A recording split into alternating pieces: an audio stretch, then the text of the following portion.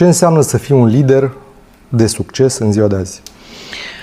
Un lider de succes în ziua de astăzi nu este foarte diferit de un lider de succes altădată. De ce? Pentru că oamenii nu s-au schimbat semnificativ de-a lungul timpului, din punct de vedere psihologic.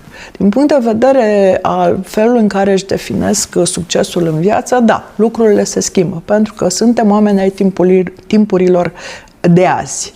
Dar psihologic oamenii nu s-au schimbat. Suntem în continuare un compozit de emoții, de interese, de motivații și așa mai departe. Ce fac liderii de succes?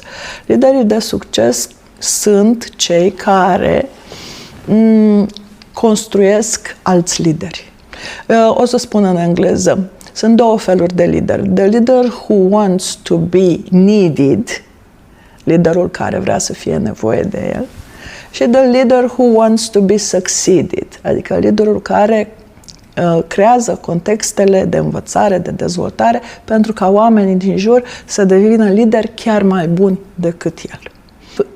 Toate formele de leadership încep cu self-leadership. În primul rând, un lider de succes creează în jurul lui capacitatea ca oamenii să se autoguverneze eficient. Și apoi să se dezvolte pe verticală. Dezvoltarea pe verticală este un concept foarte ușor de înțeles dacă îl definim prin contrast cu dezvoltarea pe orizontală. Dezvoltarea pe orizontală este cum era pe vremuri. În meseria mea merg și obțin o categorie superioară care să arată că sunt un meșter sau un profesionist mai bun. Asta este dezvoltarea pe orizontală. Din ce în ce mai bun la ceea ce fac. Mastery, specializare. Dar dezvoltarea pe verticală ce este?